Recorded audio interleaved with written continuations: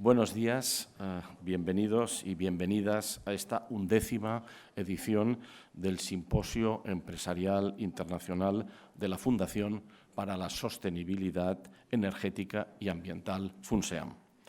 Es una alegría inaugurar un año más este encuentro con todos vosotros, en esta ocasión en un lugar emblemático de Barcelona, como es el Palau Macaya, una de las joyas arquitectónicas del modernismo catalán.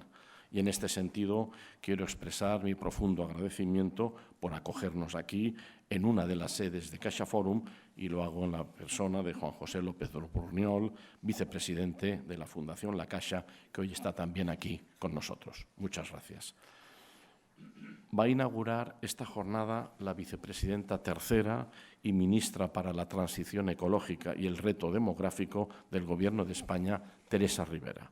Le ha sido finalmente imposible poder acompañarnos presencialmente, como estaba previsto y como le habría gustado, pero vamos a poder escucharla a través de la pantalla.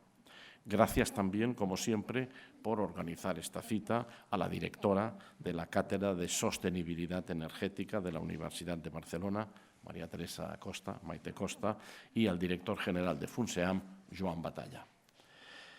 Gracias, evidentemente, a las 8 empresas patronas de la Fundación, Fundación ACS, Fundación CEPSA, Exolum, EDP Renovables, Fundación Repsol, Naturgy, Redella y Enagas. Estas empresas, durante un año tan extraordinariamente intenso para nuestro sector, el sector energético, como ha sido el 2022 y como va a ser el 2023, hemos continuado trabajando unidos, juntos, en nuestro compromiso con la sostenibilidad y con la descarbonización para impulsar un modelo energético más sostenible. Y gracias, por supuesto, a todas las personas que nos acompañáis hoy aquí para seguir y participar en este simposio. El simposio académico de este año se va a celebrar mañana en la Universidad de Barcelona bajo el título Green Investments for the Energy Transition. En el simposio empresarial de hoy, sabéis que siempre trabajamos un simposio empresarial el lunes, un simposio académico el martes. En el simposio empresarial de hoy, y tras la inauguración, como he dicho, por parte de la vicepresidenta tercera, Teresa Ribera, intervendrá, como es habitual, el Club Español de la Energía, representado en esta ocasión por su vicepresidente primero, que está aquí. Contaremos también con 2 keynote speakers de excepción para el tema que nos ocupa. 2 grandes figuras del ámbito financiero, como son la subgobernadora del Banco de España, Margarita Delgado, y el presidente del Instituto de Crédito Oficial, el ICO, José Carlos García de Quevedo. Les doy a ambos nuestro agradecimiento. Y por último, va a clausurar esta tarde el simposio el presidente de Repsol, Antoni Brufau. El tema de este año despierta un interés creciente: las finanzas sostenibles y los retos y oportunidades que presentan. Si hablamos de finanzas sostenibles, hablamos de la inversión ESG, es decir, la que aplica criterios ambientales, sociales y de gobierno. Y dentro de todo lo que esto engloba, destaca como uno de los temas estrella, quizás el tema más complejo, lo que denominamos la lucha contra el cambio climático. Las finanzas sostenibles son una pieza imprescindible de la descarbonización. La transición energética va a exigir movilizar enormes volúmenes de inversión y necesitamos la plena involucración y el apoyo del sector financiero. Las instituciones financieras tienen que ser, y yo creo que ya lo están siendo, aceleradores de esta transición energética. Ahora bien, la importancia de la inversión y de la financiación de la transición la tenemos que ver en el marco de la actualidad geopolítica. Estábamos comentando un poco antes de la entrada que en la Unión Europea, que al fin y al cabo es donde estamos y donde nos movemos inicialmente, no ha existido una política común de energía hasta el mes de marzo del año 2022, del año pasado. Es decir, 3 semanas más tarde. Todo esto no lo tengo escrito en el papel, porque he pensado que a mitad de papel voy a explicar un poco el resumen que tengo en la cabeza y me parece que vamos a funcionar muy bien.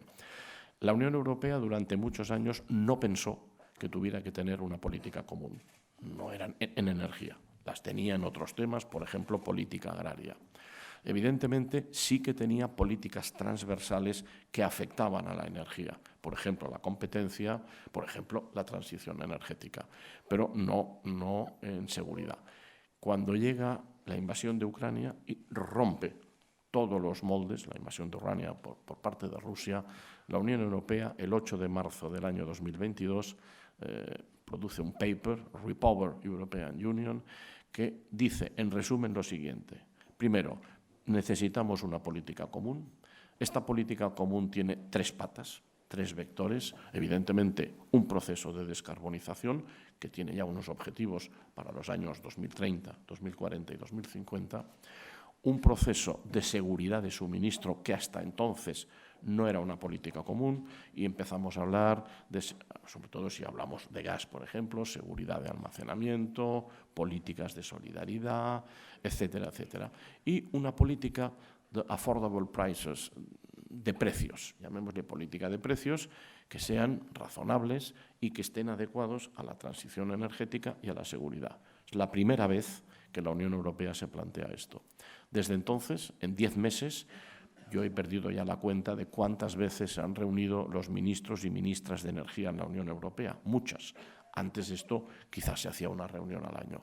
No es fácil en un año hacer una política común. Por tanto, en ello estamos, pero este es parte del contexto en el que nosotros estamos. Nosotros, quiero decir, todo, no solo el sector energético, porque evidentemente cuando hablamos de una política energética, por ejemplo, de descarbonización o de seguridad, estamos hablando del sector industrial, estamos hablando del transporte. ¿Cuáles son, además de este contexto, los datos nuevos que tenemos en este momento?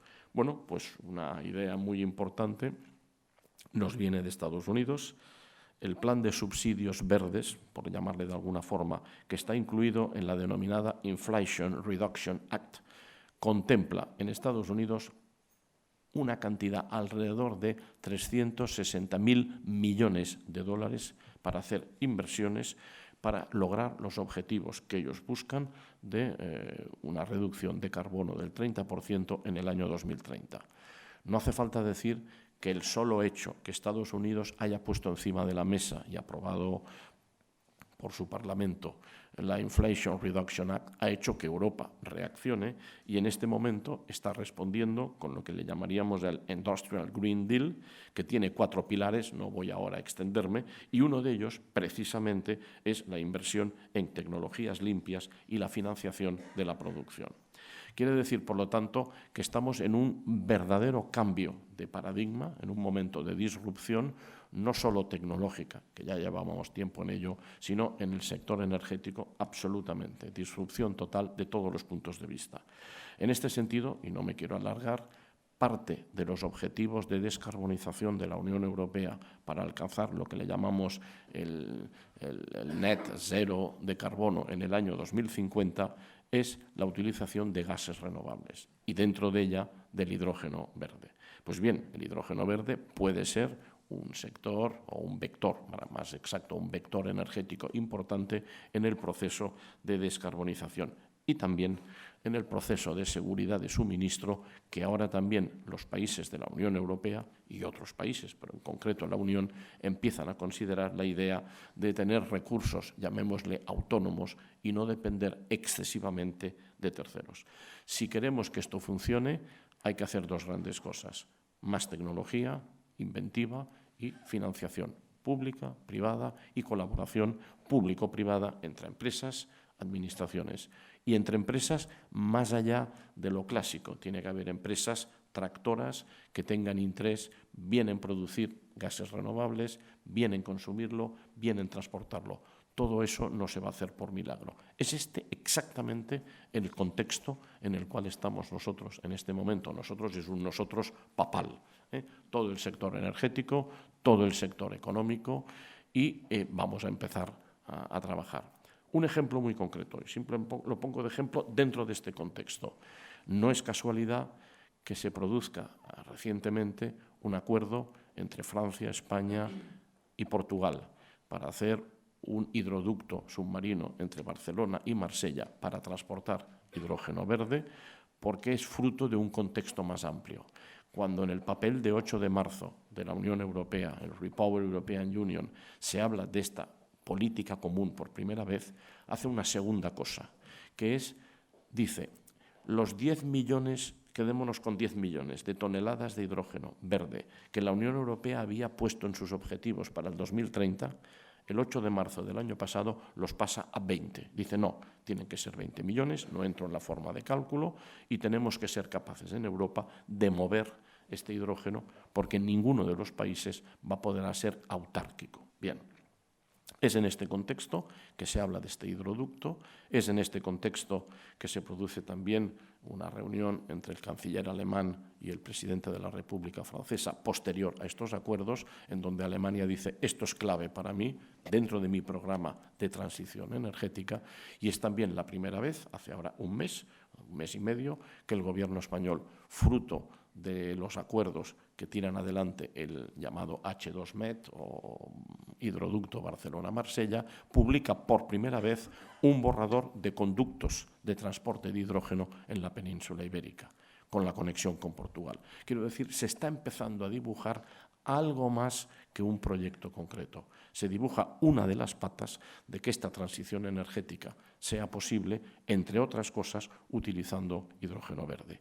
Termino aquí simplemente diciendo, para que todo esto funcione, hay un palabra que es el Carbon Border Adjustment Mechanism, que traducido al idioma normal es poner en fronteras de la Unión Europea a partir del año 2026 unas determinadas tasas de CO2, porque lo que no tendría sentido es que le exijamos a nuestra industria que se descarbonice y sin embargo importáramos productos fabricados con más carbono y nosotros no. Esto nos llevaría al suicidio económico e industrial. La Unión Europea lo tiene claro. Ahora, se ha producido otro palabra, el trílogo, que creo que es la Comisión, el Consejo y el Parlamento Europeo, se han reunido recientemente y han encontrado un primer acuerdo para el tema de lanzamiento del Carbon Border Adjustment Mechanism en el 2026. Faltan 2 años y medio, 3.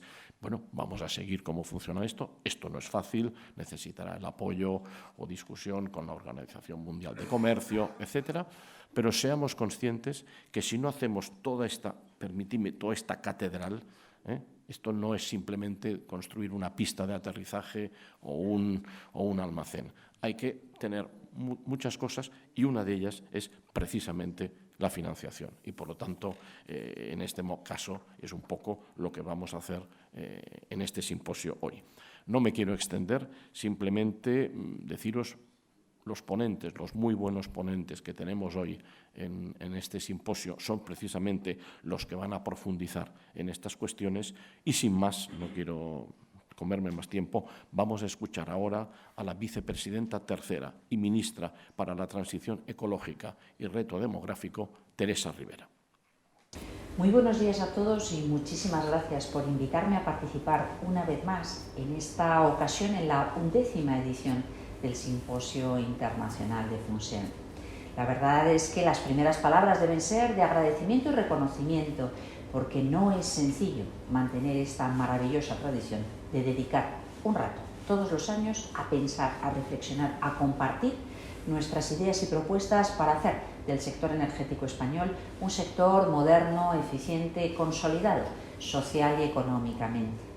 Este es un año particularmente dramático e intenso en el ámbito de la energía.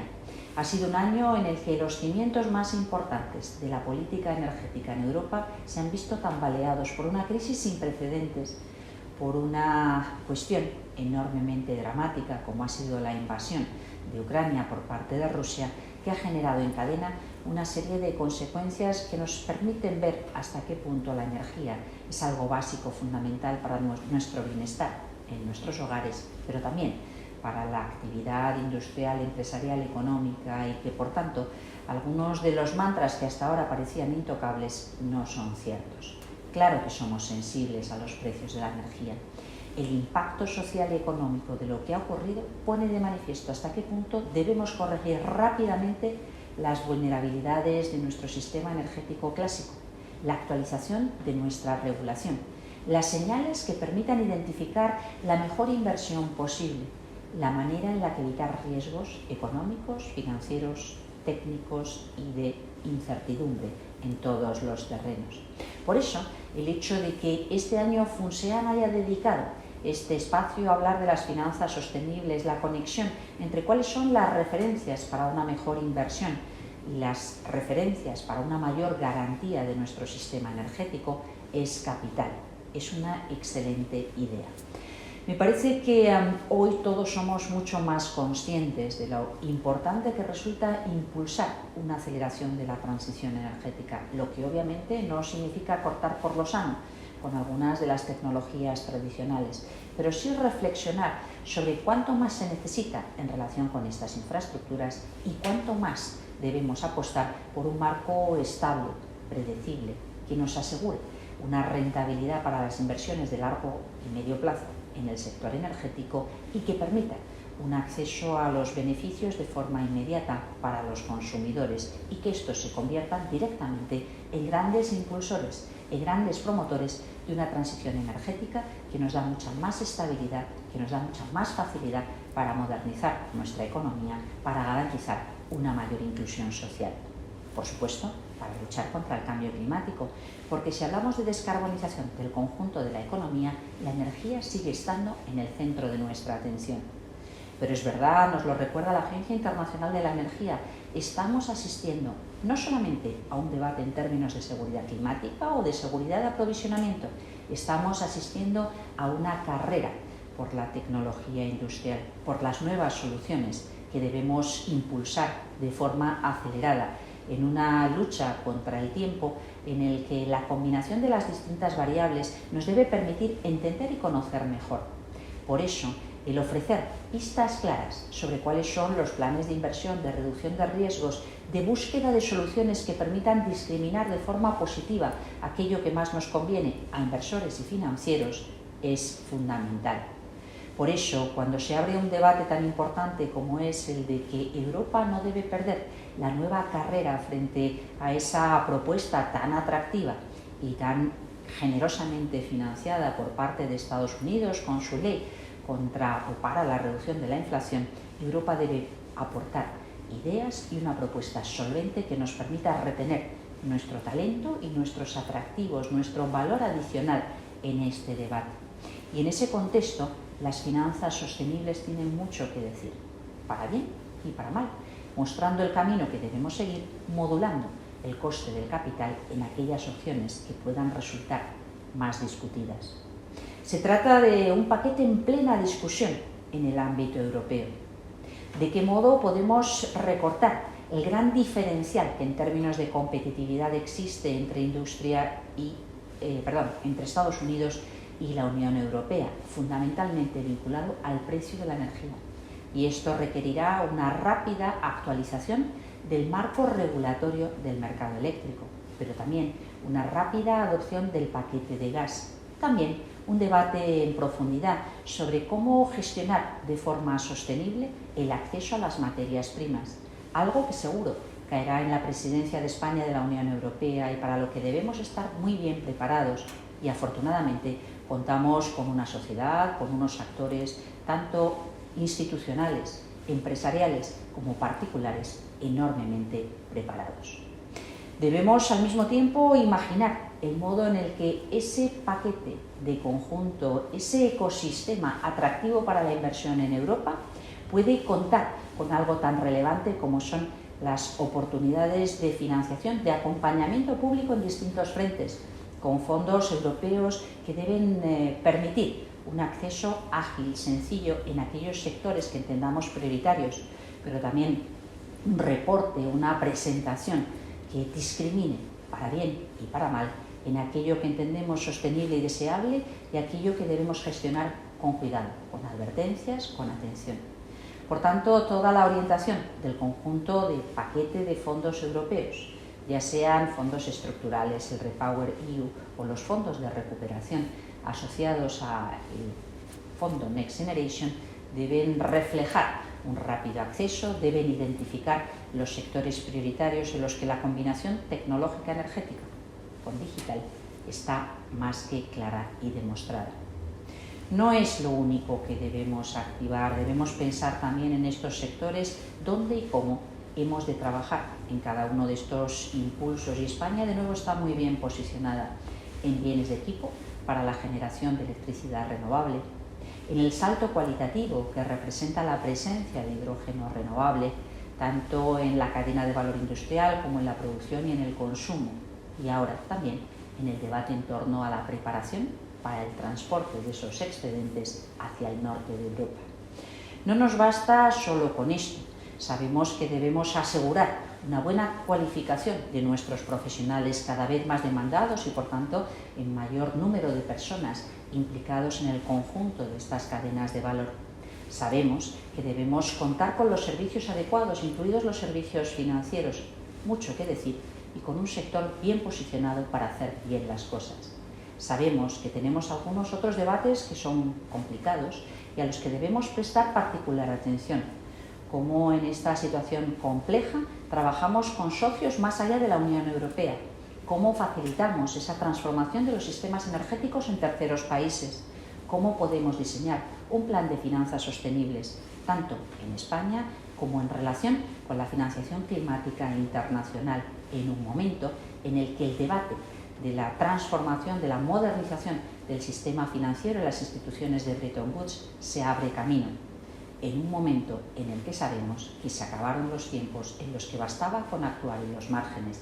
Debemos abordar esta transformación de forma transversal, extraordinariamente ágil, y hacerlo de forma muy consistente. No basta sustituir un tipo de tecnología por otra. Los ecosistemas funcionan de forma diferente. La interconexión, las infraestructuras, la oportunidad de construir una verdadera política europea, un objetivo de proyecto común en torno a la energía, es clave, es una magnífica oportunidad que no debemos desaprovechar. Contamos con todos vosotros en dimensiones muy diferentes, tanto en producción, generación, transporte, aportación de soluciones o, por qué no, esa vocación de empleo, de utilización de algunos de los nuevos vectores cada vez más presentes, gases renovables, incluido hidrógeno, o búsqueda e identificación de oportunidades de nuevos saltos cualitativos en el ámbito de la I+D+I, en los que todavía tenemos mucho que aportar.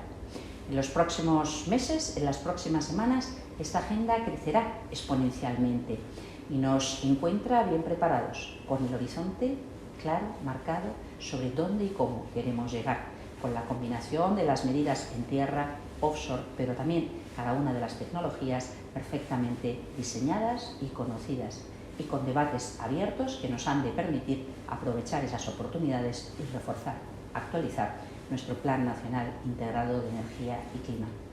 Así que, a la espera de vuestras conclusiones, de vuestras reflexiones, mil gracias de nuevo por organizar esta jornada en la que me hubiera encantado poder participar en persona. Vicepresidenta, perdón, su amabilidad al enviarnos este vídeo, e invito ahora, sin más, a subir al escenario al vicepresidente primero del Club Español de la Energía, Jordi García Tabernero. Muchas gracias.